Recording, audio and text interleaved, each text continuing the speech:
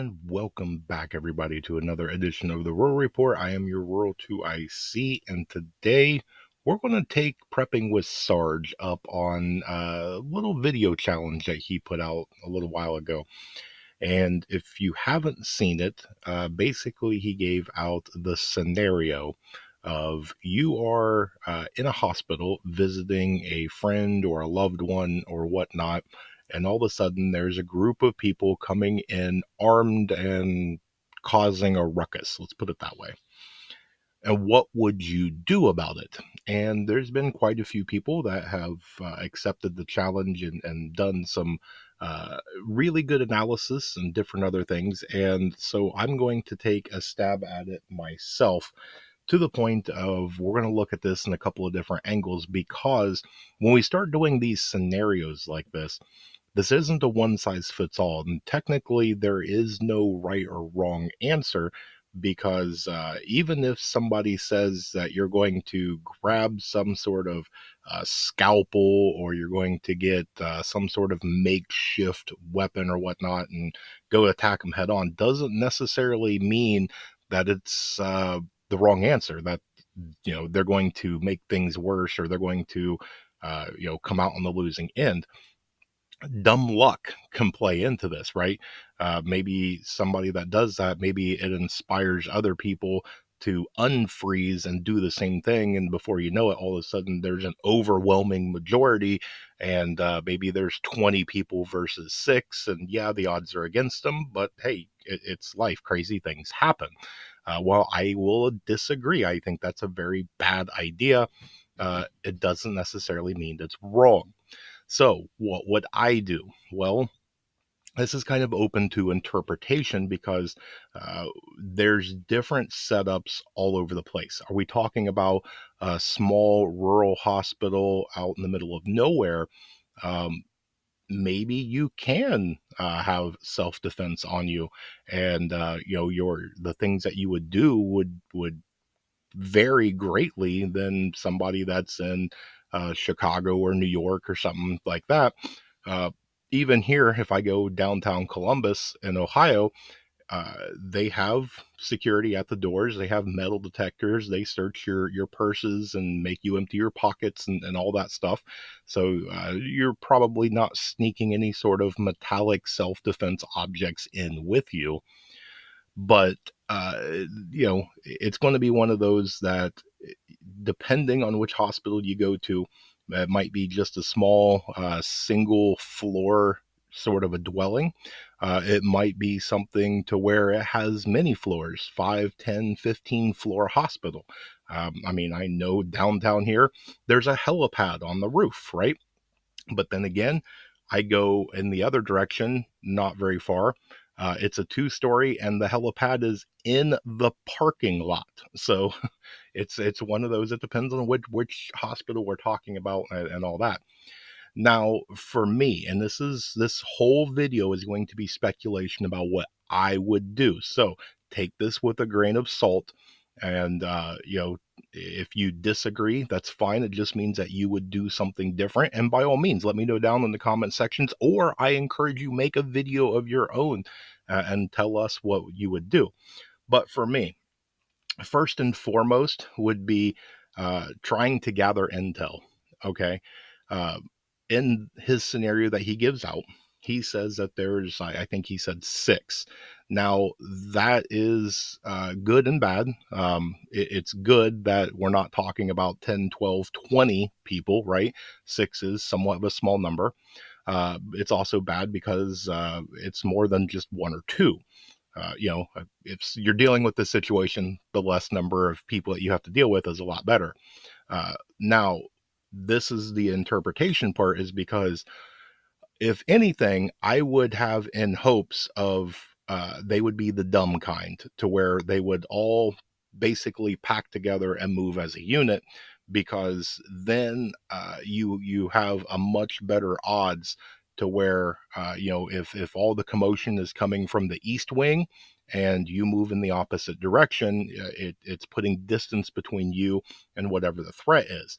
That doesn't mean that you're out of the woods, right? Stray bullets can fly through. They're definitely faster than you are, but you also have to make sure that you keep in mind that there's probably going to be the guy that plays the hero, right? We talked about that at the very beginning of the video. Maybe somebody's idea is to grab that scalpel or a fire extinguisher or a crutch or something, and go take these people head on, and maybe throw a towel or something around their neck as a cape, and go play hero. So we have to make sure that we don't have friendly fire. So even though you're heading away from the commotion doesn't necessarily put you into complete safety, remember that when you are in ground zero, your situational awareness needs to be at peak. We need to make sure that uh, anybody who is technically not on the bad side realizes that we are friendly and not an enemy. So we just got to watch how we do things. Now, for me, I would do what I can to put distance between me and the threat. So if I could and I assessed the situation, then obviously I would move in the opposite direction if I could.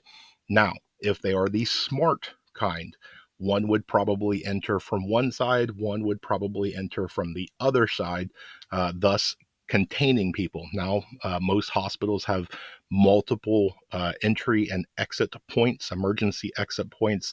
A lot of them have windows from the ground floor that can be opened. So there is a lot. Now, yes, I think people have even put on there. Doesn't necessarily mean that leaving is a smart idea, because there may be a seventh or eighth person outside, and that's the goal, is to get people to panic, cause a whole bunch of trouble inside. People come outside and they start picking them off one by one. Once the realization that it's no longer safe to exit the building, now you're trapped inside of the building with people, right? So it's going to be one of the ones that situational awareness is going to be key, because as we just said, maybe exiting the building's not really the smartest thing. So uh, you would have to make that decision on your own. Depending again on the hospital, the layout, and the things like that, I'm not probably just going to dart right out of the middle of the door and dart straight into openness. I would probably, if I was to exit the building, probably right before I took out of the door, I would make sure that I looked around, even if it's just for seconds, and just make sure that nobody's just standing there, no obvious sign of anything. And then I would probably run alongside of the building, maybe more in a crouch position, uh, just as a way to maybe try and do some sort of concealment, uh, and then try and get to some other structure, whether it be a parking garage or some other different building or whatnot. um, but it's just going to be one of those things to where it's all going to play out in different scenarios. Now, the second thing, though, is what happens if you're sandwiched in? What happens if you're on the second, third, fourth floor? For me, it would be one of the things of how creative can you be? Um, I know that one of the things that popped into my mind would be to do some sort of small fire, whether it be a lighter or do something, and set off the sprinkler system, because usually, not all, usually when you do that, it stops the elevators.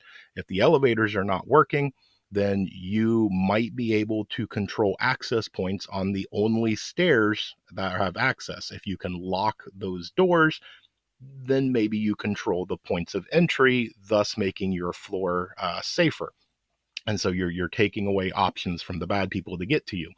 Now, granted, yes, I know we're kind of reaching on all this, and it's just going to be one of those things, because with the good comes the bad. If you lock down the elevators and then you find some sort of whatever to where you can lock down the stairway doors, you're also taking everybody else that is a friendly and not giving them safe retreat. You're basically dooming them to their own fate, whether it is luck of survival or unluck of not, right?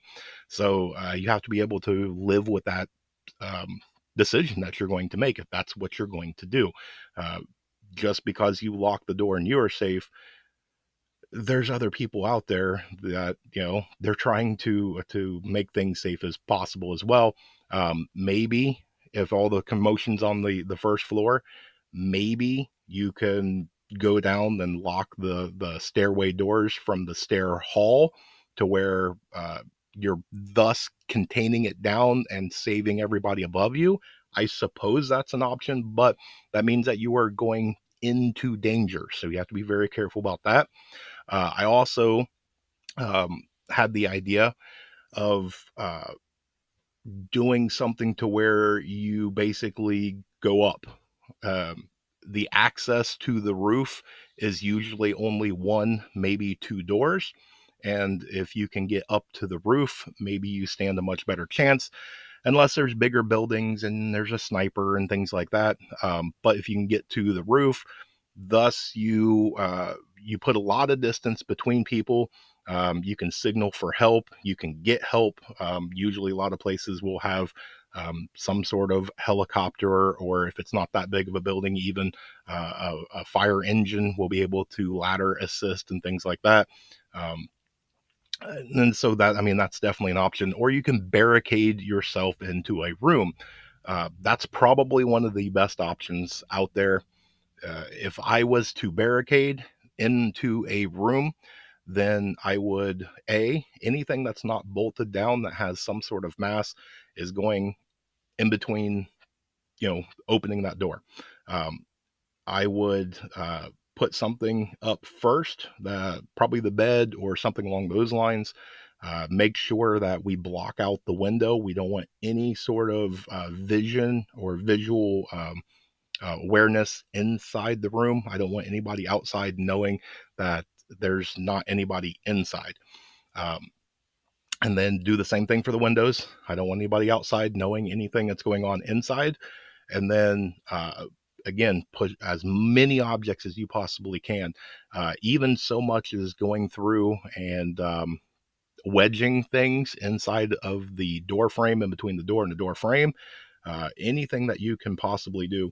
And then the big thing would be, don't be where somebody would expect you to be. So a lot of people will put things in front of the door, and then they'll put their back against it to try and even increase the amount of pressure on the door. But if there's a stray bullet going through there, or their thing is they try it and they can't get in the door, they just pop off a couple of rounds through the door hoping they get lucky. Don't be where you're expected to be. Maybe the hallway, here's the hallway, and here's the wall right there, and then here's the door. Maybe lie along that wall. You are taking your presence all the way down to as minimal as possible. um, Most of the time when people are just spraying rounds, they're doing it at chest level, sort of a thing, maybe waist level, so you have that kind of a gap. Most people aren't shooting down, so that's kind of a thing. Or if there's any sort of a brick structure in that room, I know some of the times they will use brick for the bathrooms or different things like that. If you can get behind that wall, but you also have to be very careful, because if there's commotion outside, bullets can go through glass on the windows. So again, you would have to do what you can to try and barricade yourself as good as possible while not being where anybody's expecting you to be. Don't be moving around. That gives away sound, shadow, things like that. That all gives a way of where somebody is in the room, and thus exposes where you are. We want as much concealment and cover as we can possibly get. And then it becomes into kind of the third stage. First stage is gathering information, deciding what you're going to do. Second stage is putting that plan into action and getting it done. Third is, it's not going to last forever. It could be over in 5 minutes. It could be over in 5 hours. It could be a hostage situation where it lasts a day or so. So however long it lasts, it's going to end. when it ends, we've got to make sure that we know it ends and that we are able to transition safely. There's a lot of times, especially in active shooter situations, where somebody will hide under a desk or in a closet or whatever. Well, the situation has ended. And as they come around to try and let everybody know, hey, it's over, come on out, it's okay now.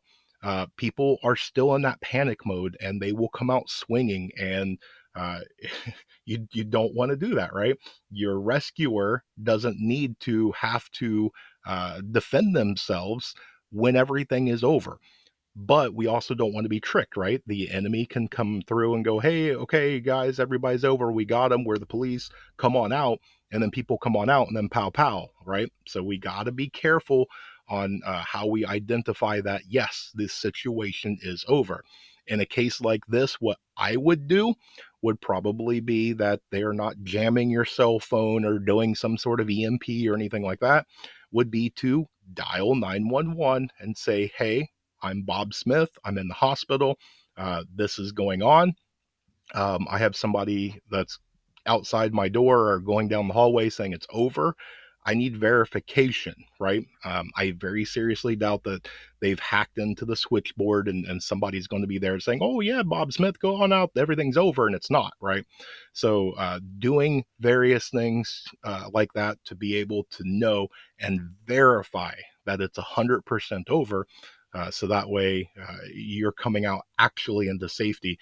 And a lot of times, too, to be able to do that. So let's say that you didn't have your cell phone, then it might be one of those things to where you can voice verify that they are. Simple questions. What's your badge number? Okay. Locally, do you know how many characters are on a badge number locally? Is it 4? Is it 5? Does it include letters? Is there letters at the front? Because if they stammer or if there's a pause, then that means that they are trying to think of an answer, to where if you say, all right, sir, what is your badge number? And they say 3657. Okay, that could be a lie, but it's a step in the right direction for verification. It might be one of the things too. Um, all right, if I'm to come out, what do you want me to do? If they say just open the door, okay, that's a little shaky for me. If they tell you like, okay, uh, we need you to come out, make sure your hands are in the air, do this, and they're giving kind of official narrative of things like that. Again, it could be a lie, but it's another step in the right direction. We want things to sound official.